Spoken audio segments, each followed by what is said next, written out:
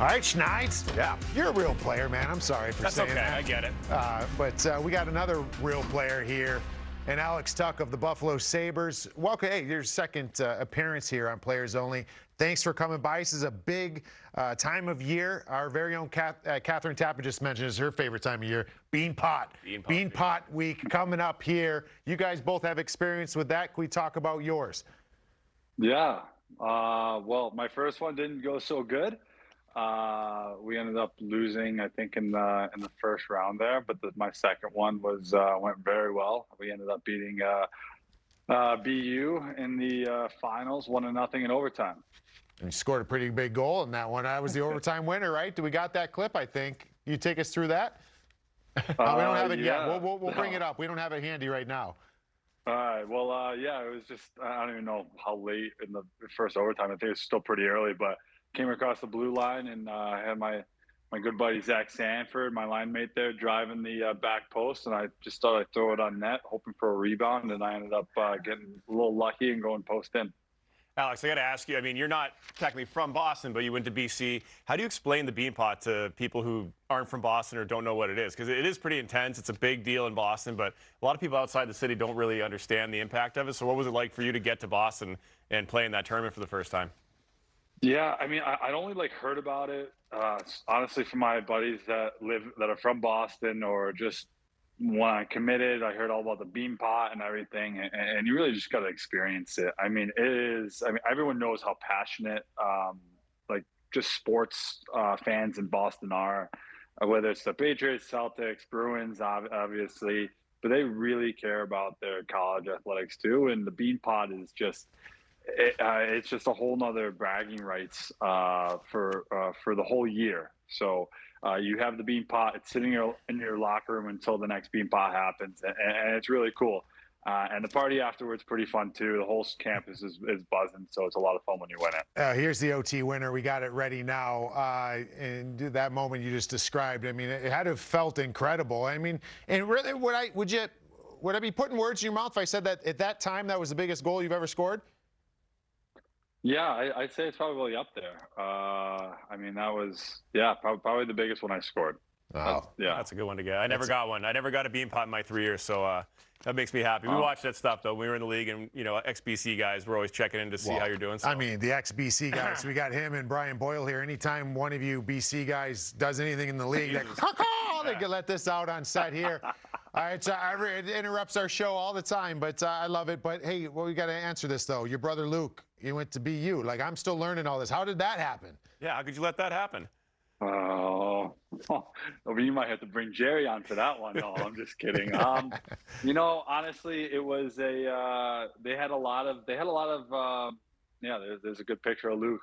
He got the hoisted too, so that was really cool. But no, there was a lot of commits. BU pushed hard for him, and I wanted to let him make his own decision, and it just fit him better. I think that school fit him better. He was more want to be in the city, and I like the campus feel a lot better. And just different times in I guess whichever team was better. I felt like BC was a better team. I can get more out of it. And then obviously you see BU have some really good years when he committed too. So it's just a better fit for him. Well, I mean, obviously you got over the rivalry because recently in the 2023 World Championships you got to play with Luke. What was that like? Is that the first time you've really gotten to play with him in a setting other than youth hockey or youth sports? Ever. We're 6 years apart, so that's the first time ever, unless it's on the backyard ice rink. So that was special. That was an unbelievable experience for the two of us, and we had a lot of fun, both on and off the ice. Just being able to spend some time with him. Now that, I mean, it's not like I haven't lived at home for about 13 years now, so being able to spend even a few weeks in a row with him was really special, and it was great. It was we had a lot of fun. You mentioned about playing outside on the backyard rink or whatever. I mean, I was learning that you had a pretty famous street or neighborhood that you lived on with just athletes in different sports going in some pretty wild and crazy outdoor hockey. Can you talk about the setup you had there? Yeah, so we had on our street, we had 3 Division I lacrosse players, one that ended up playing Major League Lacrosse. Obviously, Tim Conley was my next door neighbor. Kid right on the corner played in the MLB. Another one played in the MLS. Who's not on there? Oh yeah, he is. Alex Bono, and then Colin Gooley was U.S. Slot Hockey. So, and then my brother and I. So it was a street full of athletes. Everyone used to joke, "What's in the water there?" But we had a lot of fun, and it was spread out a wide variety of ages. But the majority of us were just a little bit older than me, and so everyone used to come over and we play hockey no matter what sport you play, and it was really competitive. And then in the summertime, we were playing a lot of roller hockey too. I was going to say, it probably wasn't that competitive with that group of athletes there, but you mentioned hockey. Did you guys play other sports? Would you play wiffle ball or basketball or like pickup football, or was it mostly confined to hockey? I try to stay away from the basketball court. I'm the worst basketball player ever. But we played. We would play touch football. We played, like I said, street hockey. I grew up playing lacrosse with a lot of those guys on that list. Soccer when we were really young. I mean, any sport that we can get our hands on that we were playing, and it was awesome. And there's a bunch of good athletes that never ended up playing college, but we had a really good neighborhood, and it was a lot of fun. So one of the guys that you mentioned there, and Tim Connolly, I was fortunate enough to play with him in the Ontario Hockey League in Erie, and I know he's quite a bit older than you are, but I mean, you're talking about, you remember him. I do, yeah. Some of the best hands I've ever seen, and I feel like nowadays, he'd be a perfect player for nowadays NHL. Like, just ridiculous hands. You remember kind of looking up to him, or did you get to see how good his hands were at that time? Yeah, no, and I'm lucky enough to even be coached by some of the same coaches that he had in Syracuse there, and I used to watch all those games, especially I'd say right in his prime there, between the early 2000s to probably 08 when he was with the Sabres, and seeing some of those goals. I saw him break Daniel Alfredsson's ankles there, and then go down and put it through the Ottawa Senators defenseman 3 times and go short side, and that was one of my favorite goals that he ever scored. And yeah, it was incredible. And I got to talk to Danny Briere actually back around 9 years ago during the AHL All-Star competition, and he talked about how he would take Tim Connolly's skill over anyone he's ever played with or against, and that's saying something coming from a guy like Danny Briere. So who was your team? Who was your team growing up? Like your NHL team, being in Syracuse, was it Buffalo? Sabres. It was Oh, Sabres. Yeah. Okay, so then you'll be. This is right in your wheelhouse. I mean, I was playing in those years. I mean, that Buffalo Sabres team when it was Danny B and you got Timmy Connolly, and you go up and down that lineup. That was probably one of the most talented teams I've ever seen. How deep they were with scoring goals. I mean, how fun was that for you to kind of grow up and watch those guys? Oh, it was awesome. I've got to get to know a few of them. They come back in the alumni stuff, and some guys live around Buffalo, and I probably name about 15 guys on that 05, 06, 06, 07 team. That was my favorite times of Buffalo Sabres hockey, and there's a lot of success there. And being able to grow up during those times was awesome. And like I said, seeing all the success, and it just brings back a lot of good experiences. Yeah, I mean, Rupper, as a player, you get older and your outlook changes, your perspective changes a bit. Alex, this is your 9th year in the league now. So when you were in Vegas, it was kind of new, exciting. You're trying to establish yourself. This is your 4th season with Buffalo now. What's it been like coming there and trying to help turn around that culture and that trajectory of the team? You're obviously one of the leaders now, one of the older guys. I hate to say it, but like more experienced guys in that team. How has that been for you personally to try to be a part of the turnaround that's going to get this team head in the right direction in the next few years? Yeah, it's been a learning experience. I think I was always the youngest guy on Vegas for several years. I don't even think we had a rookie my second year there. I was still the so-called rookie. And so being able to just lean on these guys, Derek Englund, Marc-Andre Fleury, James Neal in my first year, and then Max Pacioretty came in, Mark Stone comes in, and being able to just play and learn and see what it's like to really be a pro and to win, honestly, was huge. And I think I learned a lot from them, and then just trying to honestly just pass it on and kind of pass on my experiences and what I learned from those guys. And because I still see them as a lot more knowledgeable than I ever am or ever will be. But I mean, it was a special time that I had in Vegas, and I just try to pass that on to the guys now in Buffalo. And we got a really young team, so at times it's easy, and at times it's a little harder, and especially with some not the greatest year we've had so far. So it's a learning experience for all. How was it playing with Real Deal, James Neal? I mean, he was. Yeah, I remember distinctly when that first year in Vegas, like everything he touched was gold. Like he was scoring everything, right? Like he was such an incredible shot. You know, the real deal is he's awesome. He was someone I became pretty close with and I looked up to, and he really taught me a lot, and he kept me accountable too. And it was awesome being a rookie, and he would come in and give me crap, and then he would take me under his wing and buy me dinner, and so that was really special. But the thing about the real deal is, not only was he the real deal in the spotlight, but when it came like time for the playoffs, he was a gamer. Yeah, he was one of our best players that playoff run, and he was incredible. And everyone was like, oh, he's just a skilled forward, and he would turn it on, 200-foot game, the entire playoffs, blocking shots, hitting guys, physical, nasty. He would do anything it took to win, and that was his MO coming from Nashville, and he took it in stride going into that year in Vegas on our Cup run. Well, trust me, I hated playing against him because he could snap it about as good as anybody. So, as a goalie, he was a bit of a nightmare to play against. Well, talking more personal side, lots changed since you were on Players Only last time. You got married. Your son Trip just turned 1 in December. How has that changed your life, and has it put things, like I said, in perspective a little bit, or changed the way you approach the game, or how you look at things when you're out there on the ice? Yeah, no, I really think it's taught me balance. It's taught me balance, not only just personal hockey, but just hockey day to day. I think it's making sure the highs don't get too high, the lows don't get too low, and really putting into perspective, hey, like this might have been a bad day at the rink, but there are things that matter more than hockey, and that's your family, and that's something that I always have taken great pride in and really focus on, and making sure that no matter what happens at the rink, I don't bring it home. And that's something that it's a lot easier said than done. But when I get to come home and I got my little guy running up to me and saying "Dada," and it just automatically puts a smile on your face. You guys know it. Yeah, well put, man. It's you can finally feels like you can leave work at work, right? When you get home there, and it's got to set you free in some regards. Hey, we're gonna move on to a fun part. I think last time we had John, we did What Were You Thinking? So we're gonna switch it up. We're gonna do best versus worst. We're gonna give you some categories. Maybe you can. I mean, listen, it's not sewering, teammates. It's just letting us know.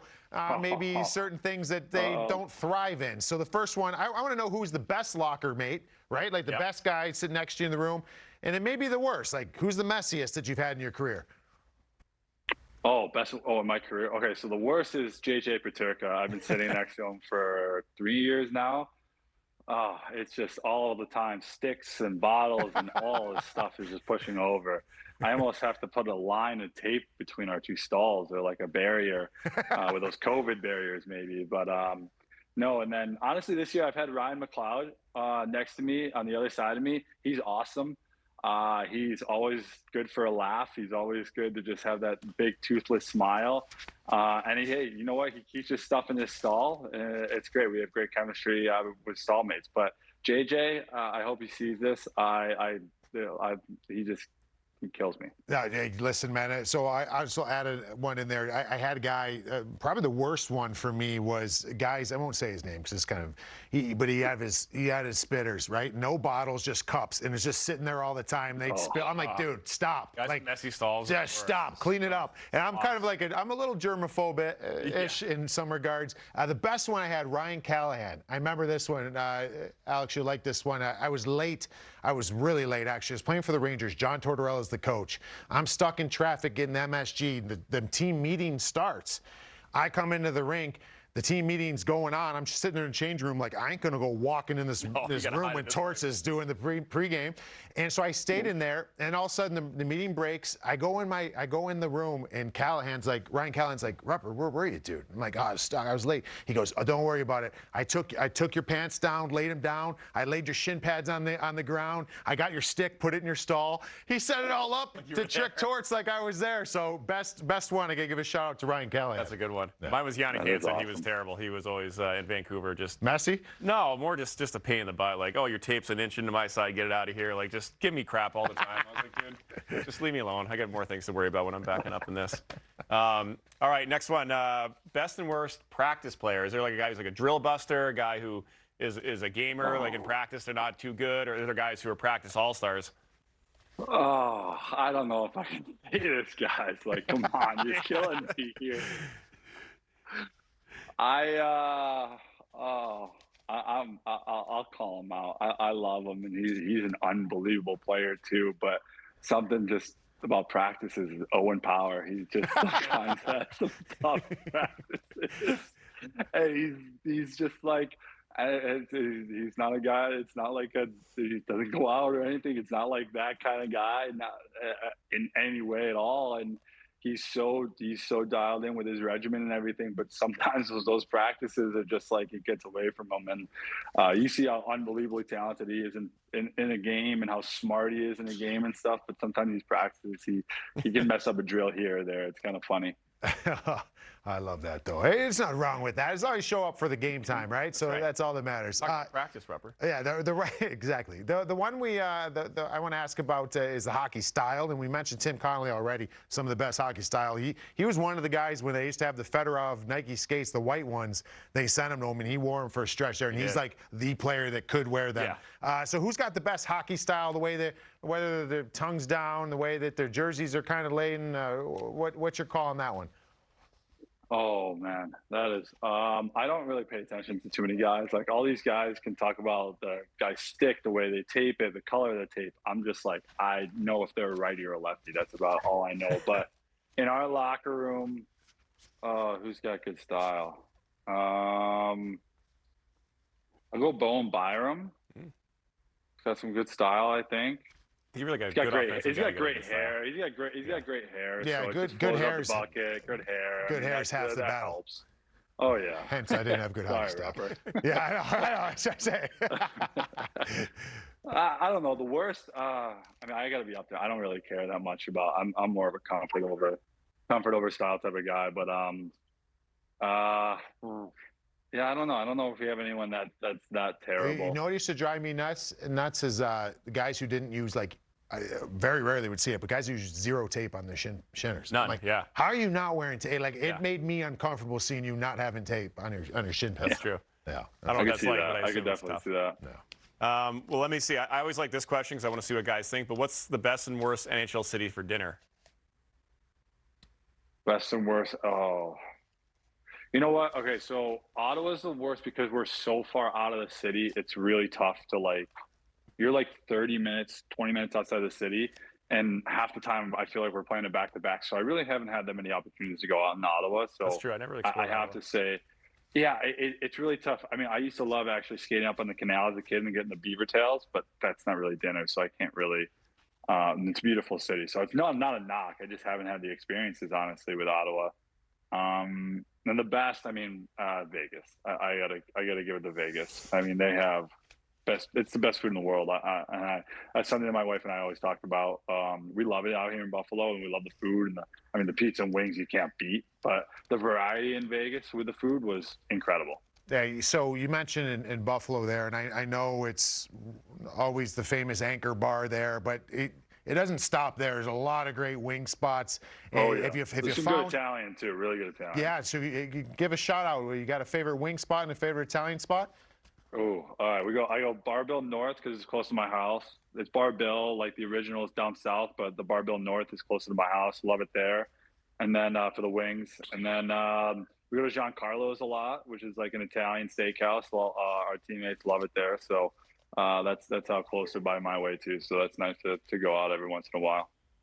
All right, awesome. Man. That's good. I'll have to check those out. I love me a good buffalo wing, so I'll be dialed in on that next time I go to Buffalo. Well, hey, man, listen, we appreciate you coming by again, and best of luck to your guys, Eagles. Hope you guys keep we're going to give some Eagle love. Let's go. Yeah? So, yes, go Eagles. Yes, and we'll watch you in the Buffalo Sabres. Keep the win streak going. Keep it going here.